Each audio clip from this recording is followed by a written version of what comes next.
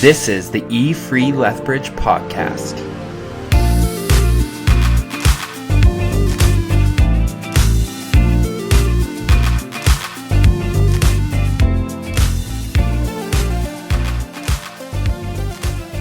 Welcome to the E-Free Lethbridge Podcast. It's so great that you're joining with us. Before we get to it, let me just introduce the team that we have with us. We've got the service pastor for the family service, the most community-minded person I know, Pastor Mark Dick.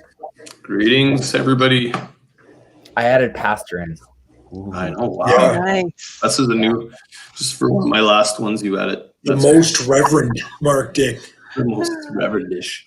We have the Wonder Woman extraordinaire, Glenda Postman. Hi, everyone. And we have the service pastor for the 6 o'clock service, the young at heart, Luke Watson. Good to be here, everyone. And I'm your host, Levi, and let's kick things off with a fun morning question.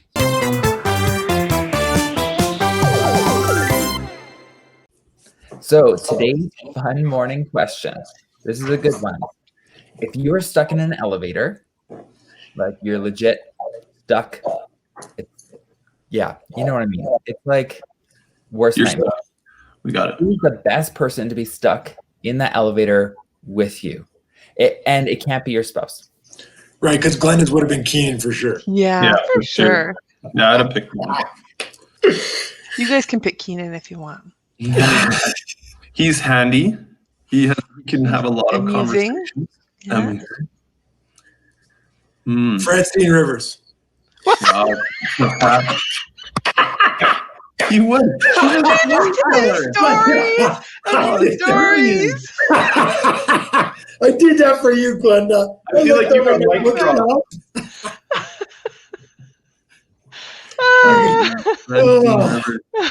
Oh, that's good. So you know, I mock Luke because I'm like, Luke, what did you read when you were on holidays? And he shows me a Francine Rivers book. Redeeming Love. Redeeming Love. Redeeming Love. It's so precious. It's still on my bookshelf. Redeeming Love. Like, that's He likes a little romance. all right. Yeah. You know who else I wrote down? Jean Chrétien. That would be awesome. really? Huh? Chrétien. Brian Stevenson, the guy who wrote Just Mercy. Be a great guy to talk to. Right, you love that book. Also read that, but you just go through your bookshelf. Yeah. He's good. You're awesome. He's in the office just reading through his bookshelf. Thank you, Watson. Oh my goodness. Would be creative. Oh, man. Now, Brad Paisley. Oh, for sure. Paul Brad Paisley, but then I feel like I'm just playing the same string that I always Yeah, play. no, you can't. Yeah. Yeah, you do. You like a nice country music. He's going to be in the elevator a while. If I say, if I say Paisley, you're going to think my daughter, which would be fun. Yeah. But Brad Paisley, indeed. Yeah. Don't pick your child. Don't pick your job. No, No. that's not. No. Not fun. Not last long. Right. At the end of the elevator, their hands would just be bleeding because I got them to play every single song they've ever written. That's right. That's right. Create some new songs. He's already in your house, isn't he? Playing till his fingers are bleeding. Yeah. Yeah. That's Oh, back to season 1. If you want to know that joke, re-listen. to all Was of that it. awesome? Yeah. That was our early podcast, wasn't it? That was an It early one. was. Levi. Yeah, you have him. That's the one person that you want in your house. That's right. during Through COVID. COVID. Paul Brad. during COVID. Brad Paisley. If you're All in the of it, like, elevator, He's Paul still Brad, there. Paisley. His fingers Levi are had good still answers. bleeding. Levi had good answers in chefs. But what are you going to do in an elevator, Levi? Nothing to cook on. Yeah. Great call, Glenda. Yeah. Great observation. No, I think like I want like a someone who's kind of like a counselor or someone to like talk me down a little bit. Oh, you 'Cause want I'd Dr. probably Phil? Freaking out, you know? Freaking out that we're gonna be stuck in there. Brene I've been Brown? stuck in an elevator. Brene? before. Brene, maybe Brene. Brene would be good. Either Levi that does a or good like job thinking he's through. one of my like really good friends that would know that I would be freaking out. Yeah. Yeah, you would, Levi. I guess I've so. been stuck in an elevator in China before in a thunderstorm, and they pried the doors open. We were between floors. Oh, What? gosh. And they had to like lift you out? Did you I'd jump be down? like, I'm good. I'm just going to Flipped stay out. here. but I've seen those videos where it starts moving. Oh, man. gosh. I went real quick. Save yourself. Yeah. Just It was slice like you in half, it man. was a motion like get out of Oh. the elevator. It's so scary. Yeah. No. Oh, that's a great story. Mhm. I've What been do you on got, an Mark? elevator that's free falled. What? How far? The Tower of Terror. Oh, me at too. Disney World. That is terrifying. That's not really an elevator. No, that's like that's a safety experiment. Okay, I was beside my brother-in-law as we were doing the Tower of Terror, and he nudges us and he's like, look at him, like at his lap. And I look down and the guy next to him has his hand like wrapped around my brother-in-law's knee, like right tucked in between his legs. And every time they drop, he would squeeze. And he's like, this guy's totally like Moving in. because he was so terrified. And then the guy, like, he's this big guy, he gets off the Tower of Terror and he's kind of horrified because he's holding on to his knee the whole time. Anyway, that's a terrifying ride. I don't like that. Maybe the guy wasn't terrified. I would pick. I think that I would probably go something along the lines of Levi, some sort of good friend. But I think I'd pick my dad. Oh, that's I'm gonna sweet, be- Mark. Be somewhere with my dad for an extended amount of time. I think we would have a lot to talk about. That's so nice. That's so nice. That's wholesome. See, I told That's you. wholesome. That's wholesome. I could pick a lot of other people. Yeah. I think my dad. Yeah. That'd Dang be it, the bookshelf. dang it. Um, The I think I might pick MacGyver because he can get me out because he would have like a chewing gum wrapper and a paper clip and he Yeah. could fix the elevator. Or James Corden, because that would be very entertaining and we could sing karaoke. It'd be the best. Yeah. We'd have good acoustics yeah. and like That's a good call. we could sing. Yeah. Oh, I feel like that's from an earlier podcast too, Levi. What were you going to do in quarantine? Karaoke. Yeah. With James Corden. That's He's good. super funny. He would be a good one to be in Yeah, there with. he's amusing. Yeah.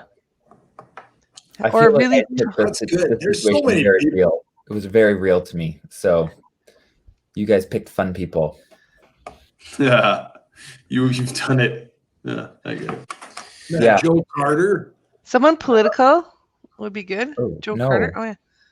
No, No, just like no. I don't really understand all the politic things, so I could just ask them, like, what did you do for this? Someone in the White House, because I really want to know what's really going on. Nice. You So actually- you think that they're going to you guys tell you know- while your elevator is stuck? Yeah, you're gonna tell me. Luke actually Or- wasn't talking about Joe Carter from politics. He was talking about Joe Carter, the home run Oh, master. the Yeah, baseball yeah. player. Blue Jays, I- man. Yeah, Yeah. so I didn't even know there was a Joe Carter in politics. see, You what?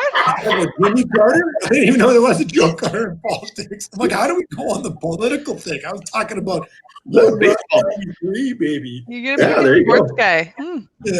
But the I love best part that. for you, Glenda, they're going to be talking about politics. They're going to explain the whole thing, but they're not going to be finished. And all of a sudden the elevator is going to go. Yeah, you're gonna I move. know. Never finish. And then I'll be stuck. Like the security guard who guards like the Yeah. presidents and be like, what was that president like? What was that president like? And they'd have to tell you. Yeah. Yeah. That's good stuff. Glenda thinks she has all the power, and they would tell me because we're stuck would in the elevator. Yeah, you're Yeah. stuck in the elevator. What are you gonna do? Tell me. If you What are don't they tell gonna me, do? I'm They're bored. Yeah. Yeah. Okay, maybe they wouldn't tell me. That's a great one, though, Brenda. Like, imagine you're in the lead investigator. You had the lead investigator of like the JFK assassination or something in the Yeah. elevator. They could tell you all the stuff. They could tell you. I've been Yeah, to the I like grass that. bowl in Texas. They could tell you. Yeah, it's a good one. Well, I think that wraps up this fun morning question. It's time to get to the message.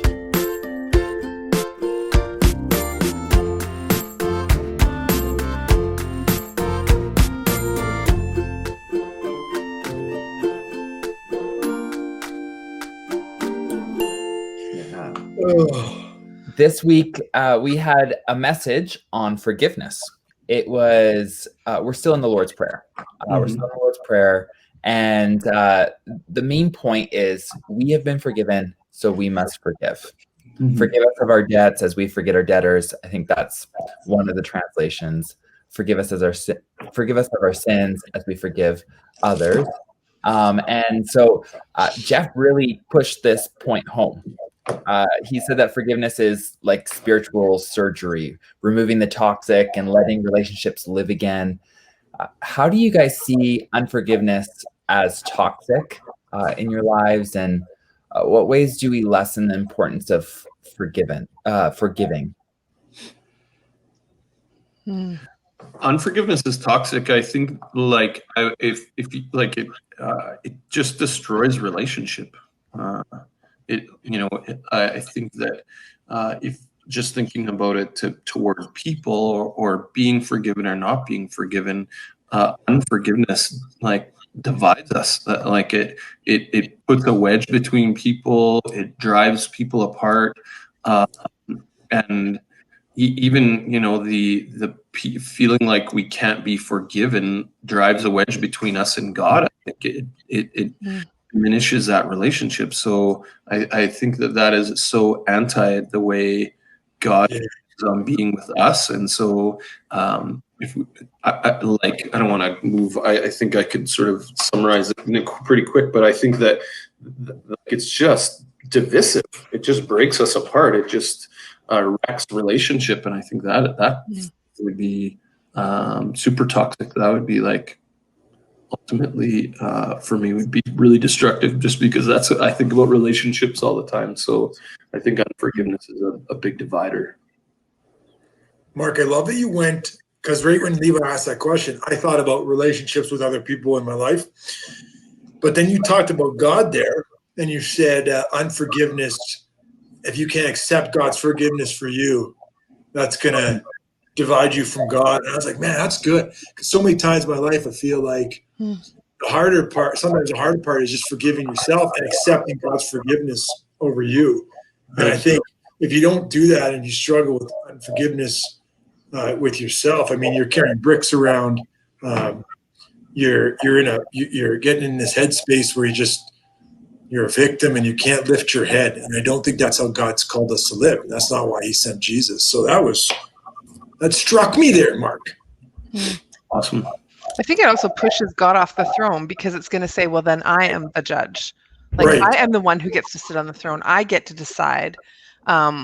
So I think it just puts us in a place that is not meant for us as well. And, I always think about that passage that talks about, like, don't go to bed. Don't let the sun go down on your anger. It gives the devil a foothold. And I think that's just like anger. That's just like being frustrated, angry at somebody, let alone holding forgiveness. So I always wonder what kind of power that gives evil in our life when we hold on to that place. I really do think it allows for things to enter into our lives that aren't meant. Envy, anger, bitterness. I think it just gives all those places. So, yeah, that's great. Yeah, before, when you're talking about with us and God, I think even just in my own relationships, as you said there, Glenda, I think that unforgiveness, you no longer can see good or give the person benefit of the doubt in your life when you're not forgiving.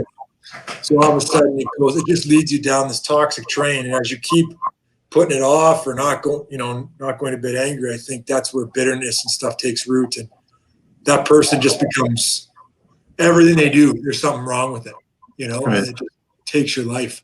Yeah, it turns that person from you are an image bearer of God, and it means we actually assign them something else. And I always think of it like I take out my black paintbrush and I like paint them, and I'm like, this is now who you are to me, because like I can't actually see that you bear the image of God anymore. I can just see that you bear this kind of hurt, and there's this wound between us. So I think it's like corrosive. I mean, that's the rust that gets in and just will keep eating the next and the next thing. And I think we lessen the importance of forgiveness all the time. I think that we think we're owed. Yeah, I think we talk about it in lots of ways. We talk about it like we're sad about something. We talk about it like we're going to put boundaries around something. But I don't know. I think it's a pretty radical idea. Definitely. And so central to the gospel. When you said we think we're owed, like, do you think that, because I think this takes me off course too, is that the other person, if they have a genuine response or if there's a remorse or they need to act first or they need to blah, blah, blah. See, that's coming from a mentality of I'm owed. But really, I don't think forgiveness has anything to do with how the person responds. I'm just processing what you said there. Do you think that Yeah, I think so too. I don't think it does. I think we have to posture ourselves in that way, Right. and then reconciliation. And I think we mush those two together. I mean, my guess is Right. that we probably have to be pretty radical on reconciliation too. But Totally. forgiveness is going to cost. That's the thing that we don't understand. Like, if you come into my house and you break my lamp, either I've got to go and replace it, so it's going to cost me, or it's going to cost you. You have to go and replace it. So I think we think forgiveness like doesn't cost. And so we think, oh, I'm owed those things. I'm just going to create a boundary here. This person is this, Right. right? I'm going to paint them with this black brush. This is who they are. And yeah, I don't have to Yeah, do those things. Right. Until they show some sign of remorse or something or fix my lamp, I don't need to forgive or whatever. Yeah. Like, it costs you, and it costs. It is, forgiveness is a heavy topic. It does cost. If you are the forgiver, then you bear the debt of that. So I think that in my mind, when you're talking about the cost of forgiveness, I think that even, I mean, that's biblical, isn't it? It is, yeah.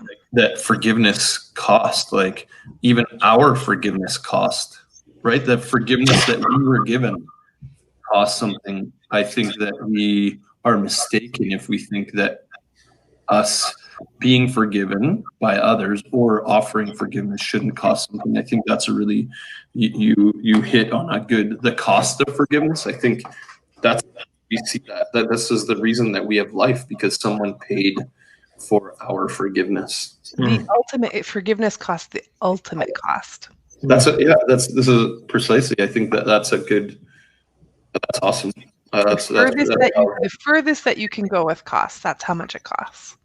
And that's how much we've been forgiven. And I wonder if we really can we really understand what that means unless we understand what we've been forgiven from? I don't know if we can. Like what Jeff Yeah. So Jesus poured out his mercy and justice on the cross. This is this forgiveness, this radical forgiveness that we actually get to receive. And we've been talking about how if we don't understand that forgiveness, then we just don't know. We don't know the extent of forgiveness, the cost of forgiveness. So when Jesus pours out his mercy and justice on the cross, we can experience this mercy and justice. Like, we get that. In what ways is forgiving mercy? And then in what ways is forgiving justice? Man, Levi, just as you say that, I'm reminded of this story with a young adult leader, probably, 4 years ago. But I remember he made a mistake, and he was coming to my office, and I was going to confront him on it.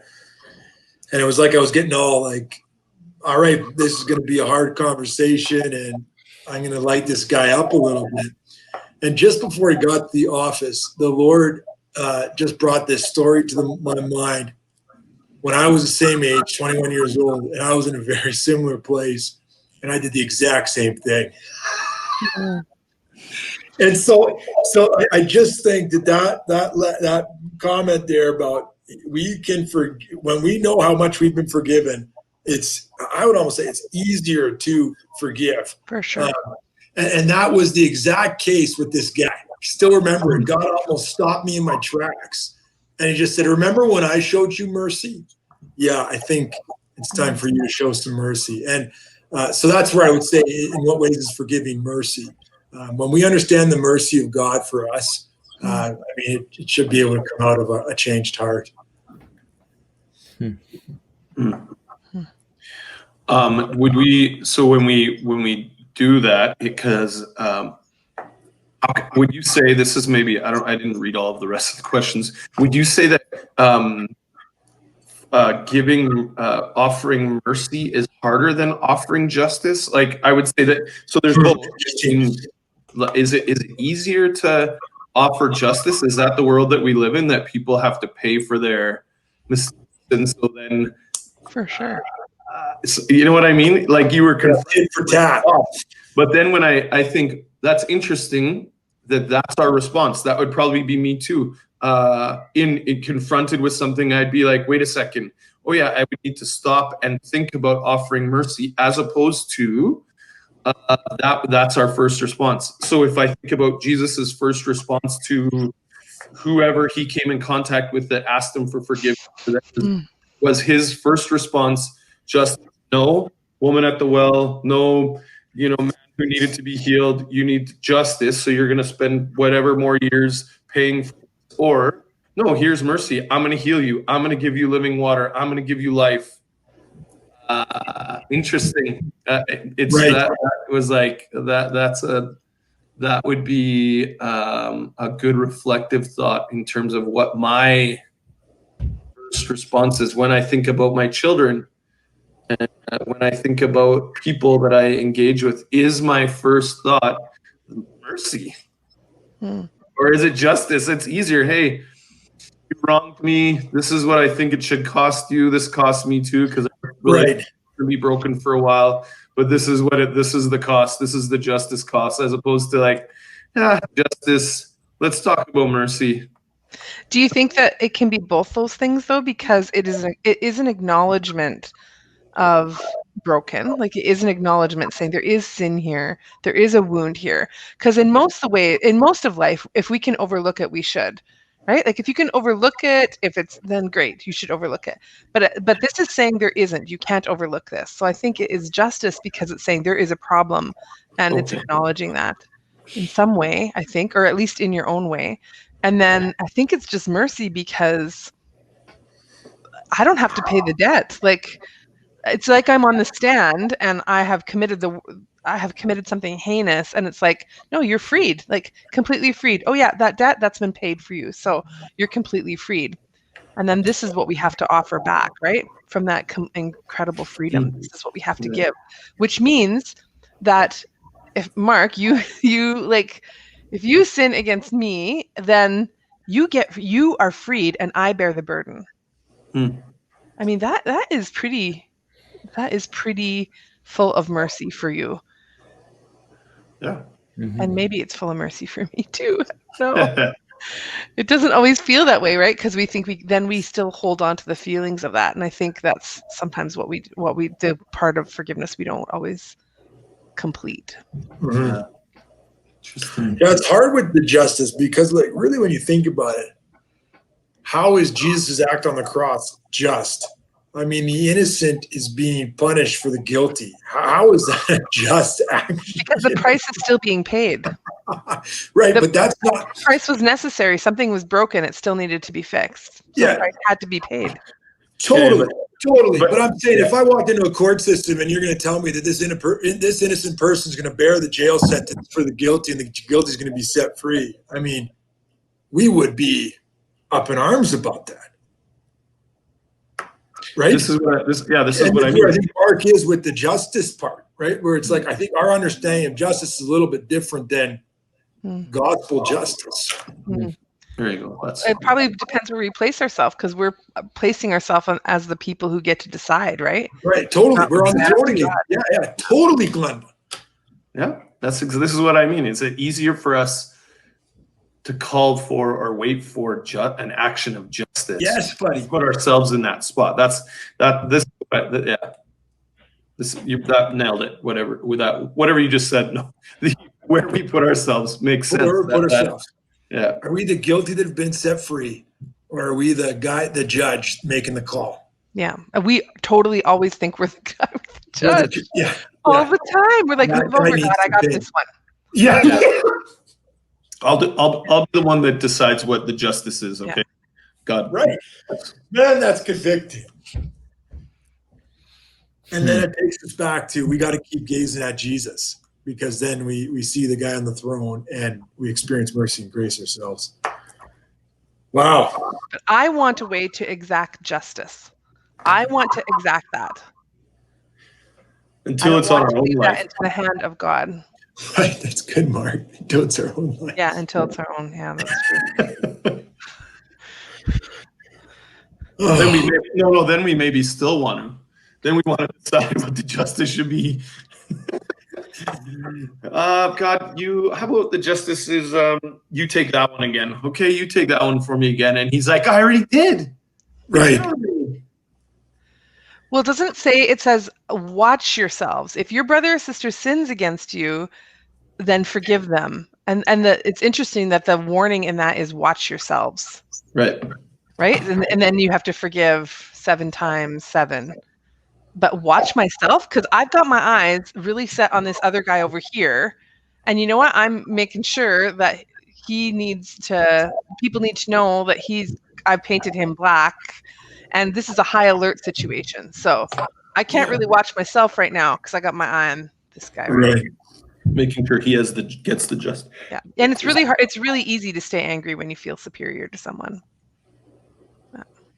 Nice. Truth bombs all over the place here. Wow. GP's on fire. Hey, have you written a paper on this? I did. I wrote a paper on this.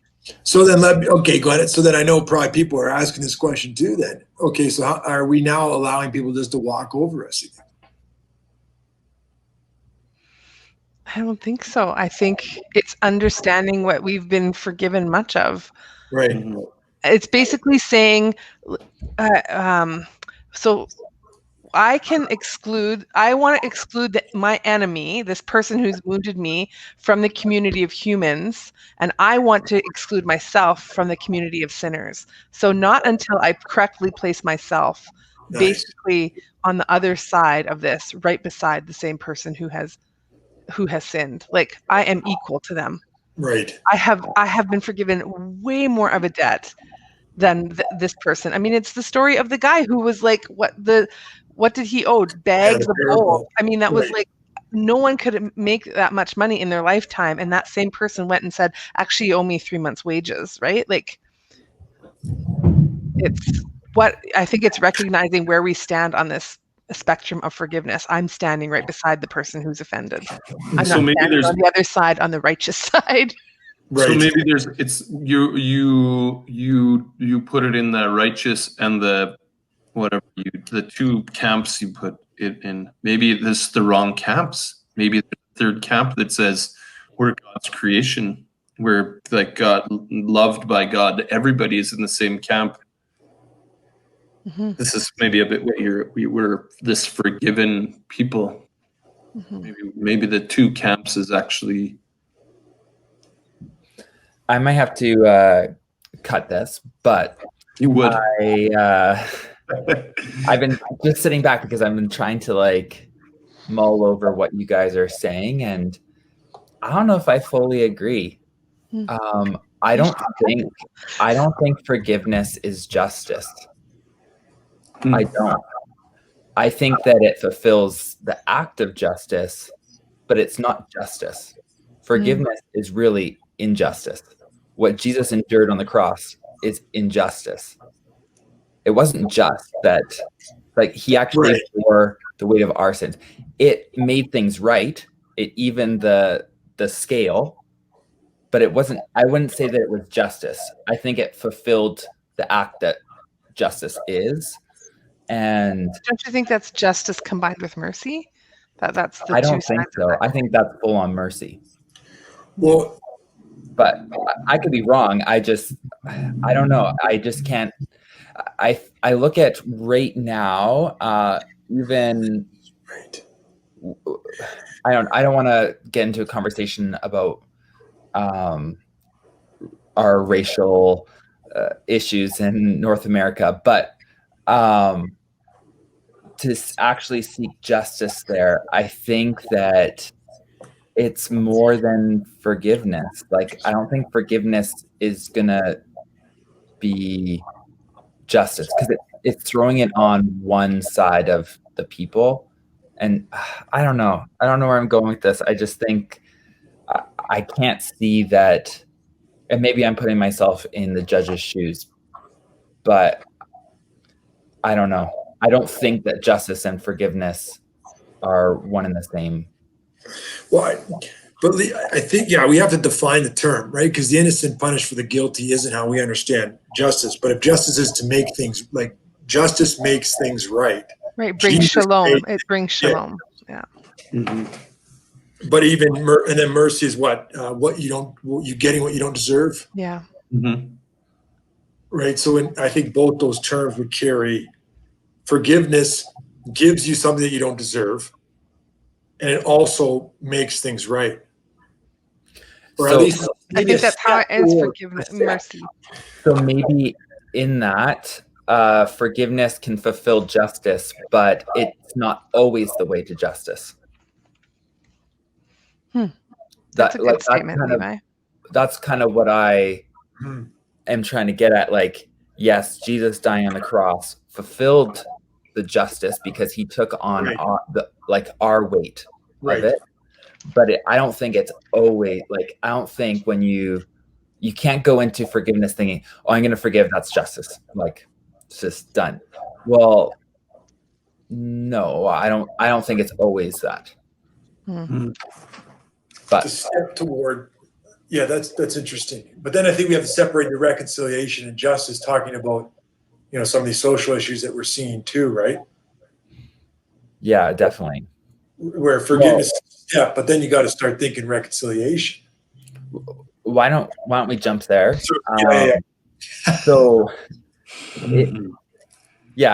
Forgiveness isn't always excusing others, forgetting, or the same as reconciliation. Right. Do you think there's separation between reconciliation and forgiveness? Yes. Yeah, absolutely. Because I think reconciliation involves the two parties, me and Mark. Whereas forgiveness, I perhaps, I'm just spitballing here, but it's really a condition of my heart. So I could forgive Mark without Mark coming to the table and being mad at me, whatever, and still doing what he continues to do. But that doesn't mean I'm reconciled with Mark, because I think the reconciliation involves the two parties, perhaps. Mm-hmm. Maybe I'm wrong.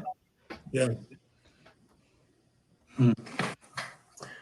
Almost like forgiveness feels easier than reconciliation. I don't think it's the same. I don't know. It's a matter of the heart. I wonder if, I think like Jeff talked about, that forgiveness is like the step before that. It's necessary. And I think, we have to be freed from that.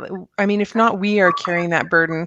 And, Keenan and I had, we had a hard few years of lessons in this, where we talked about this all the time. We're like, can you believe it? And then this, and then this. And we just talked about all those ways we felt wronged. And then, honestly, I went and found the heaviest rock that I could carry, and I set it in our yard. And I would walk to this rock almost every day and be like, you're not picking it up. Yeah. You're setting it here. We had to stop talking about it between us, like even between us, like just our conversations, we had to stop. We had to remind ourselves all the time. Everything in us is going to want to pick that up, because we think we're owed that. We think we are owed someone else to carry this, not us. But this is our burden. We have to carry it, and we've set it down in the spot, and we're not picking it up. And that never has been really fully reconciled, but that was grueling. Yeah, thanks for sharing that, Glenna. So then, but that's where I wrestle a little bit with the forgiving is not forgetting. Because in my own life, I don't know. I've had to forget. I don't know. I just know when they talk about love carries no record of wrong. So like literally, if I open the desk drawer of records of wrong, then I still remember. I think that affects us. So the forgiving is not forgetting. I still wrestle with that personally. I don't know. How does For Jesus? sure, even when late, man. even when Jesus explained this to his, like when he was saying, look, you must forgive. This is your call to forgive. You know what they said to him? Increase our faith. Like, we do not have the power to do this. We don't have it. Like, God, increase our faith. And I remember like being out there and looking at this rock and saying, God, you have to increase my faith. Like, you have to grow this, because everything that I want to do is pick up this rock. Right, Glenna. So then, Glenna, I'm wondering. So again, just pushing the forgiving is not forgetting piece, because I'm not 100% on that. I'm saying, what about chucking the rock over the fence and forget? Like, there's been such a healing and freedom in my life. That rock, I actually don't even remember what all the issues were on that rock, and it's gone. You know, like, it's not the power that we believe from the gospel. Like, I can remember even my brother, you know, we got into the same place, Glenna, where we just kept going back. The same thing. We couldn't let go of these issues. And it was like crap on top of crap on top of crap. It's like, man, if we don't stop doing this, this is going to hijack future family gatherings, our kids getting together, right? So for me, yeah, there's a forgiveness call, but I don't know. I don't even really remember what we were arguing about. Right? Like, there was a forgetfulness there. And so we use that term, forgiving, not forgetting. And I'm like, I guess I understand the principle of it, but I'm like, there is something powerful in just letting it go. Yeah, I think there is something true to that like, and pieces of that, even that sorrow. I mean, we don't think about it anymore, but when you have been significantly wounded, if there is a significant, I mean, that just is great. And you know what? I don't think that's bad. And I think in some way I can walk to that rock now and say, God, you have transformed this. Yeah, amen. Like, what I learned about forgiveness and sorrow in that, what I learned about what it cost me to bear the cost of something, I mean, is huge. Like, it's huge. And so I feel like God's transformed it, and maybe it's a marker now of something else. And maybe it doesn't carry all of that. I don't think it carries that same anger or sorrow, but I do think that it's still something in my life that has something significant. I don't know. I haven't been able to forget it. And I'm sure if you guys, I'm sure when you dig into your family, into your past, like, there's wounds that you have not, they still mark you. Right.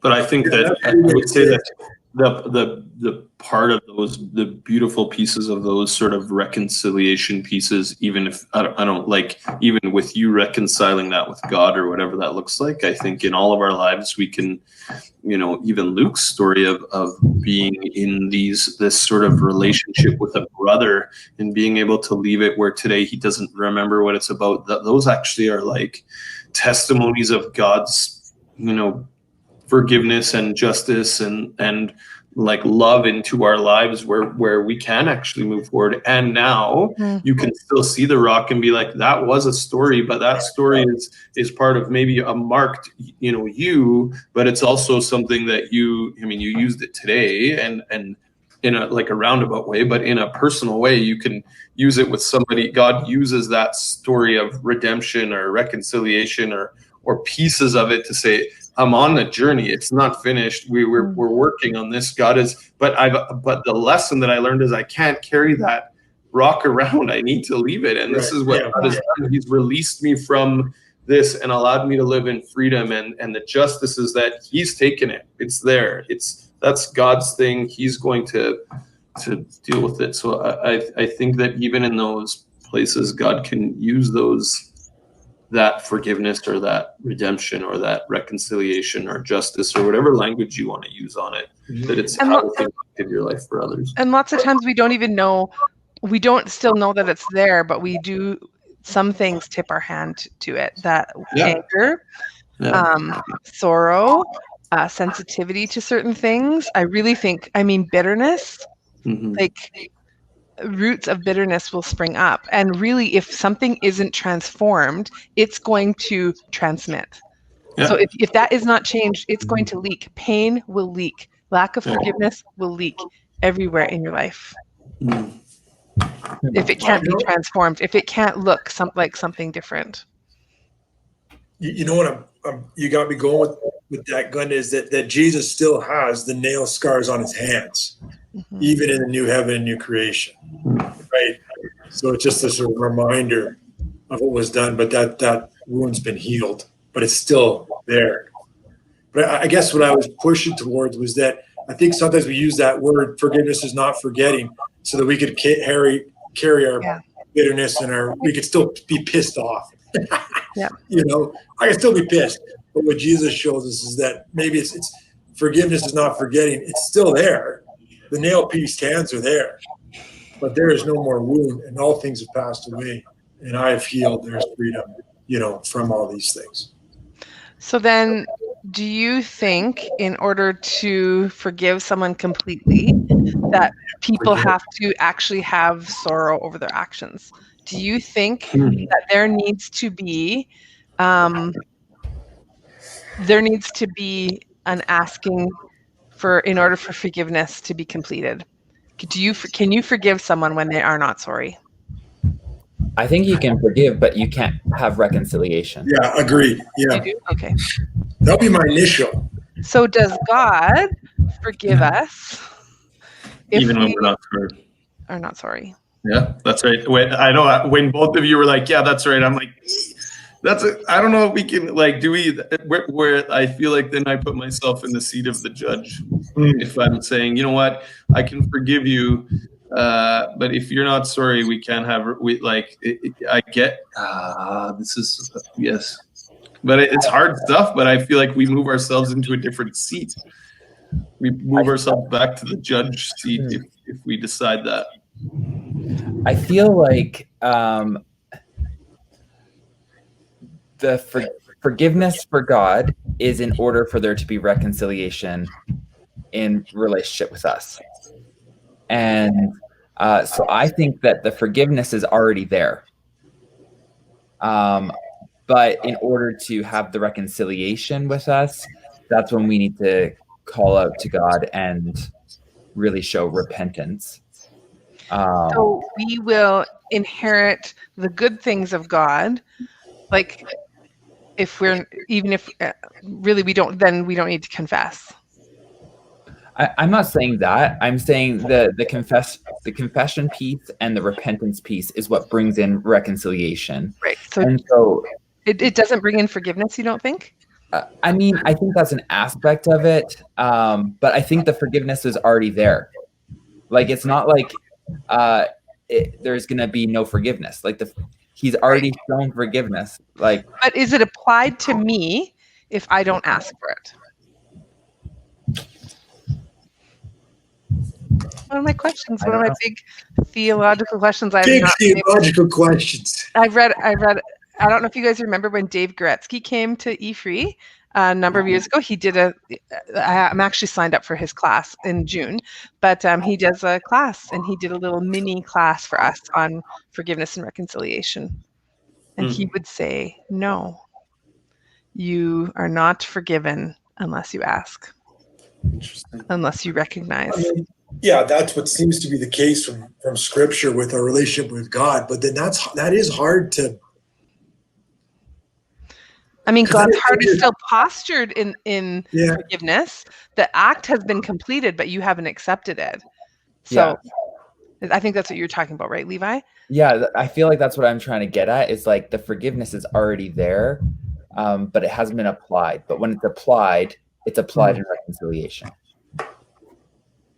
with us, because I truthfully believe in order for it to be applied, it has to be applied only in reconciliation. In order for it to be applied to us, it has to be applied when we truly confess and repent. It's not just it's confession, and then what do we think about confession and repentance? Anyway, what am I? Then the bookshelf is coming down. No kidding. Now we have found ourselves in very deep conversation. Yes. But then I think you could interpret, if we're saying that somebody needs to ask in order to be, then we could hang on to things. And I don't think that's the way God's called us to live, unless I'm hearing things wrong. I think the idea that when we lay something at the foot of the cross, this is what God does. Like this is the work of Christ. We need to be ready to forgive when wrong is acknowledged. Have you guys But ever what do you been? think, like when he said, sorry. No, I was just gonna say, have you guys ever been in a situation where you have gone and asked for forgiveness and the person said, "Oh, I forgave you like months ago for that"? You know what I mean? Like, maybe, I don't know. I feel like I have definitely been in that. Like, "Oh, I've already forgiven you for that. Like, you don't have to come." I feel like that's the forgiveness that God shows us. That's a good example.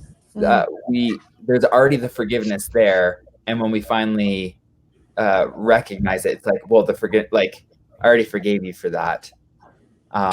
That's how I look at forgiveness. So I think the forgiveness part is really the heart. Like when we forgive others, it's about our heart. And so, yeah, we can forgive them without them asking for forgiveness. Right. Yeah, totally. Well, that's overlooking. I mean, I think we do that all the time, right? We don't even understand. We are so thin-skinned with ourselves, and so we want people to be so thick-skinned with us. So there's lots of things we can let go or overlook or write off.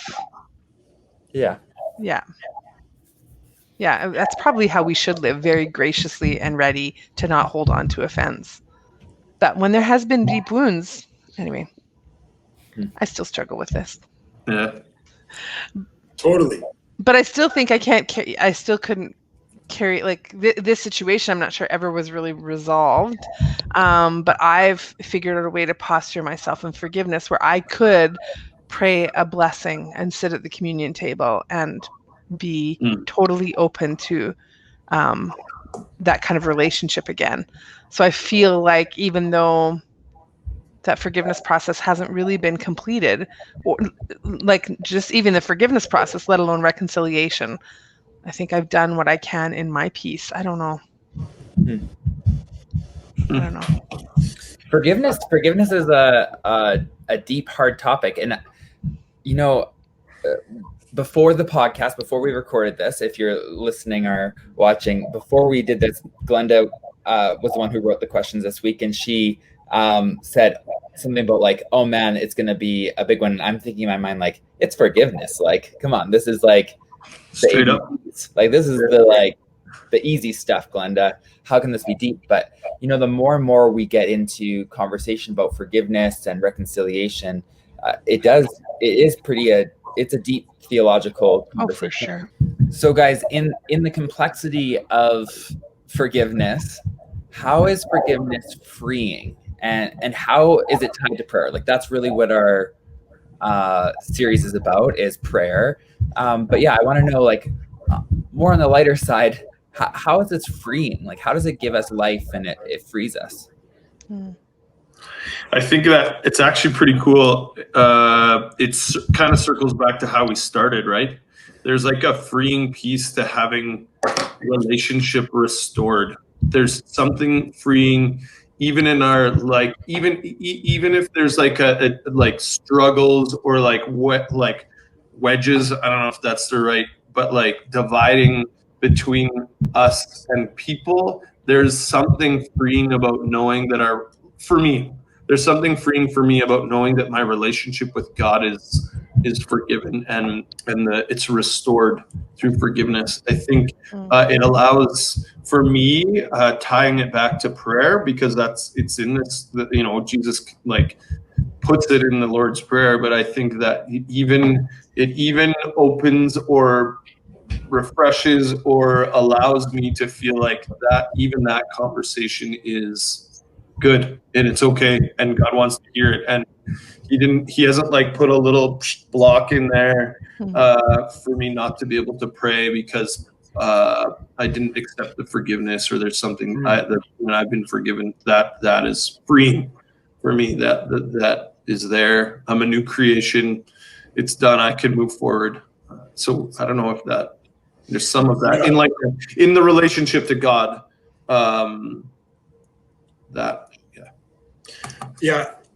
The free piece for me, it's like having a bunch of bricks removed from your shoulder and off your back. Yeah, for sure. And I think The first time I was truly forgiven, I always go back to that when I was about 22 years old. And I think we talk about forgiveness a lot in the church, but have you actually been forgiven? You would know what the experience is like. I think, I made some mistakes. It was very public. And the guilt and the shame and the condemnation that I felt was like I couldn't stop thinking about it. I couldn't sleep at night. And I remember somebody just reminded me of the simple gospel. Luke, you are forgiven, and that's not based on what you've done. That's based on who Jesus is. And because it was such a good friend of mine, I listened to it. I let it penetrate my heart. And it was like bricks were just removed off my life. And I would say the same thing for a relationship that I had when I was about 24, 25. We made a lot of mistakes. And I can remember that year was just turbulent. A lot of hurt thrown around, a lot of crap on between us. We took some time apart. It took a year to really heal up and be able to come back together and own the stuff that we needed to ask for forgiveness for. And we asked each other. I said, I need forgiveness for leading you on or whatever. And we did that. And then we left. And we never really talked to each other again. So I wouldn't say there was reconciliation there, but there was for sure forgiveness there. And so I got nothing against that person. She's got nothing on me. It's done. Dare I say forgotten, because it is forgotten for me. But I would say that those bricks they're gone. They got in the way of our relationship. So that is the way that I have experienced just being set free by forgiveness. It just reminds me of what it means to be rescued, really, Luke. Like, nice. Yeah. In desperate need, no way out on our own, and we're just rescued from it. And really, forgiveness is just another picture of that, isn't it? That really God just rescues us, and sometimes we get to reflect that character and nature of him back to other people by also just setting them free. But I remember a number of years ago, Jeremy preached a sermon on forgiveness, and he talked about how when somebody is on the other side of us and we are looking at each other, when there isn't forgiveness, it's like we cross our arms and we turn our back on that person. And Nice. we do not give them we do not see them as the image of God anymore. We see them as the image of so many other things, but not of God. And really it dehumanizes people. It makes them the problem. So no longer were you a person who lied, you are a liar. And I just told a little white lie because I just needed to get out of this. But I'm defining them as something else. But there is something to say about turning to face another person. That does not mean we have to throw our arms open to them and really expose our parts that are vulnerable to us. It does not mean that. That is not forgiveness. I think that's the picture of reconciliation, when we can throw our arms open to each other. But there is something to be said about turning to face that person and recognizing that they hold the image of God just as you do. And you can see the humanity of them and not define them as that thing anymore. And you will be freed. Like I have been freed by turning and recognizing their humanity. I'm not walking around with this chip on my shoulder, this bitterness, this anger that's in my head. I'm freed too because I can acknowledge that in them. And I do think it does also allow us, I think it gives honor also to the process of reconciliation, that there are times when that process, when you can forgive and then you get to slowly open your arms to people and really welcome them. But I think it just postures us in this place. That's never going to happen if your back is turned to a person. So I always think of that. And I'm like, that is so freeing. Like when you get set free and rescued like that, it's incredible. And let me add to that, Glenda. It's never going to happen if you're not praying. If you're not asking the Lord in your prayer life, forgive me as I have been forgiven. I mean, search me, you know me. Is there any wrongs in my life? You know what I mean? Like, if I've turned my back and I'm not praying about these things, it's not gonna happen. It's like the disciples saying, increase our faith. We actually can't do this on our own. We can't replace this bitterness with righteousness on our own. And so we are in desperate need of you, God. Amen. Well, friends, that's a really, I just love how you guys are finishing this episode off. And I want to encourage everyone. There was complexities that we talked about with forgiveness, theological complexities, and but there's also this freeing side. And I think these are really great conversations to be having. And so I'd encourage you to get some friends together.